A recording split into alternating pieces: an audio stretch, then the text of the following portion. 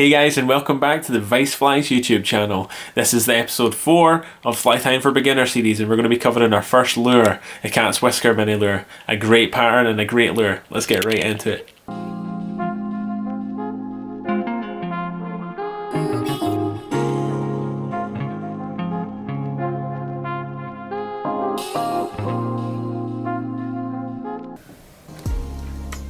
Hello and welcome to the Fly Tying for Beginner series, episode 4. Today we're going to be doing a classic straggle cat's whisker in a non-beaded form, so the competition form. This is a fantastic lure that's used throughout the UK for both brown trout and rainbow trout, mostly rainbow trout, as it is quite a gaudy fly in bright colours.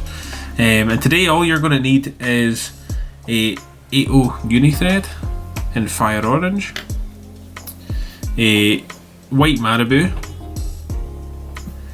a classic Chartreuse straggle fritz of any kind. You can use this. This is a long 6mm straggle fritz. Orange goose biots, or any goose biots that you prefer, and some form of twinkle for the wing. Or of course you can leave the twinkle out for the wing, but I quite like to use pearl twinkle, just the classic pearl twinkle. So to start off, all we're going to do is put a bed of the fire orange thread down, starting just a couple of mil behind the eye, and come down just past the point of the hook.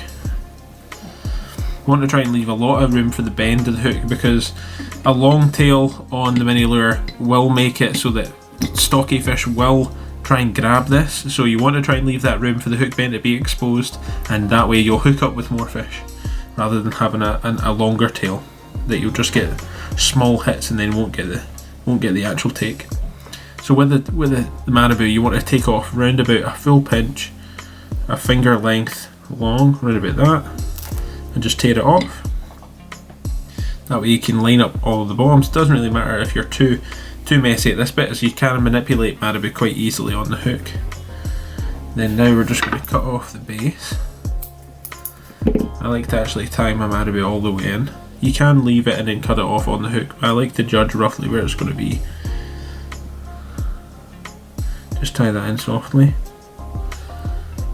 making sure to try and keep it all even. Pull that back. You want to try and keep the head of the fly as unexposed as possible. Coming back down, put that in, and now we can actually take our tail length and decide how long you want it to be. You can leave this to the end, but I like to do it first thing, just to give me a small sort of precedent for how long I want the fly to be. Now just come just past and pinch that off.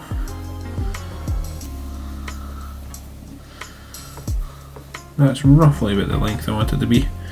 This will be slightly longer than competition size, so if you are tying this to competition size, remember and get your gauge out at this point and make sure that you are tying it within the rules.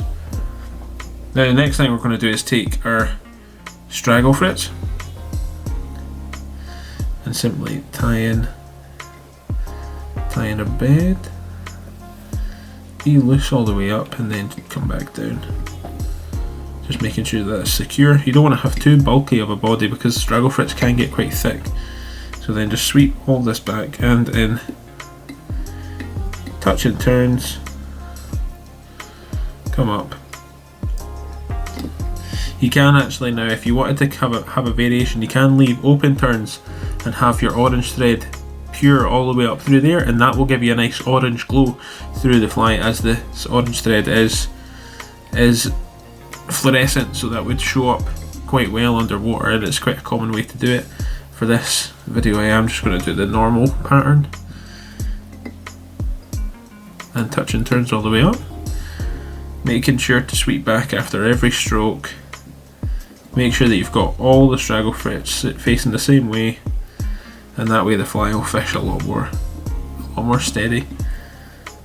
Keeping all that fritz turned back. Then as you come up to where you've kept your thread, pull that back and bring your thread up over the straggle, just locking that in with 2 turns, and then take your scissors and just cut that excess away. Then lock in the rest of that. Get a small bed. Now we're going to tie in our marabou. and the marabou is going to come down to the end of where the tail feathers are. So again, you're going to tear off the same amount that you have for the tail.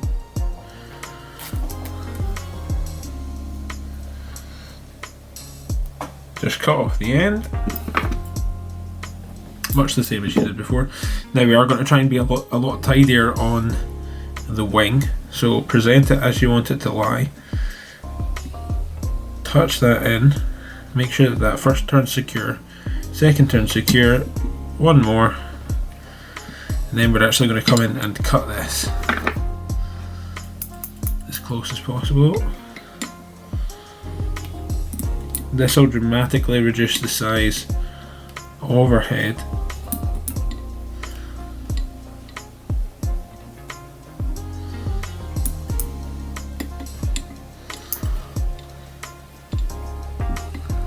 Just make sure that you're cutting it as tight and as close as possible.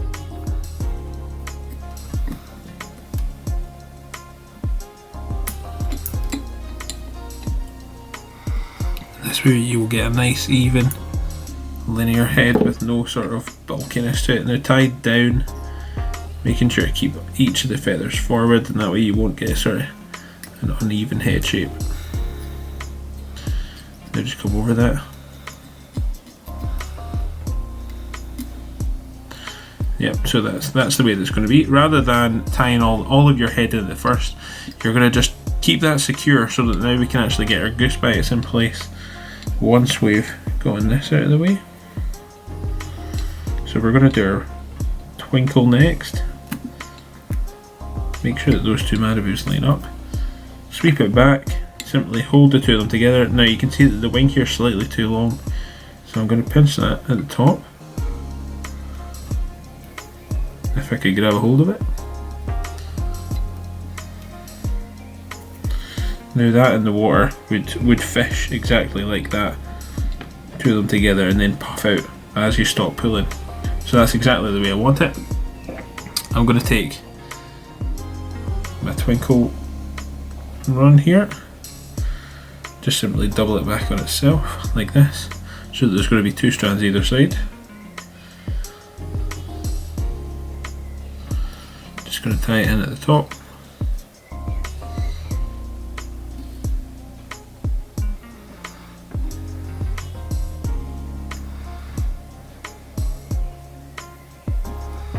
Make sure that it's sitting how you want it on either side, and then just cut away. I just like to have a small amount of twinkle in the wing, just enough to sort of catch the light that little bit. Then we're going to pop our goose biots on top of that. You can make the goose biots quite long in the sheets, but I'm going to cut them still a little tiny bit. Make sure to cut them both at an angle if you are snipping off the ends, just like so. And then pop them on, running along the marabou wing.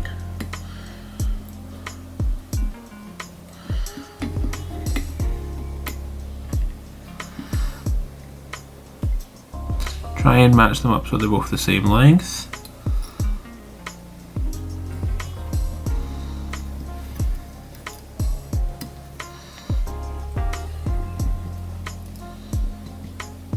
Now that has come out.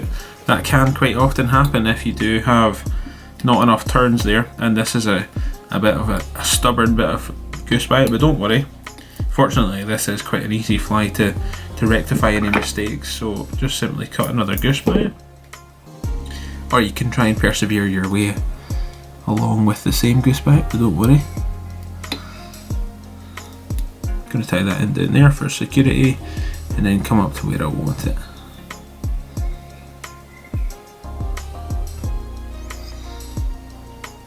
There we go. Now come back down, and that'll just simply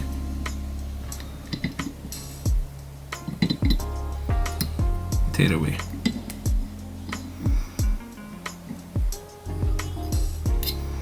Now I'm just going to cover up the excess of each of the materials, and you've got quite a fine little hothead there from the mass of the materials that you've used.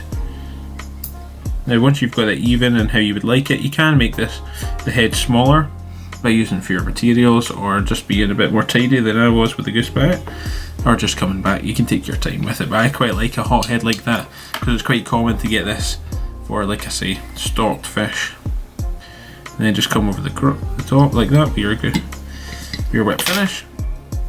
Then we're going to give this a double coating of varnish because, like I say, because this is for stocked fish, it's quite often that you will catch a lot of fish on these.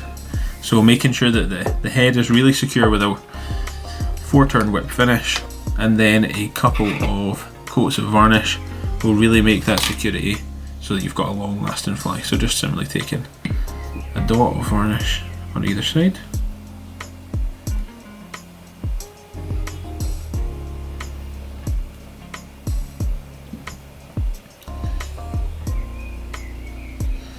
You can use any type of varnish that you like. You can use Sally Hansen's or even super glue or anything like that if you prefer.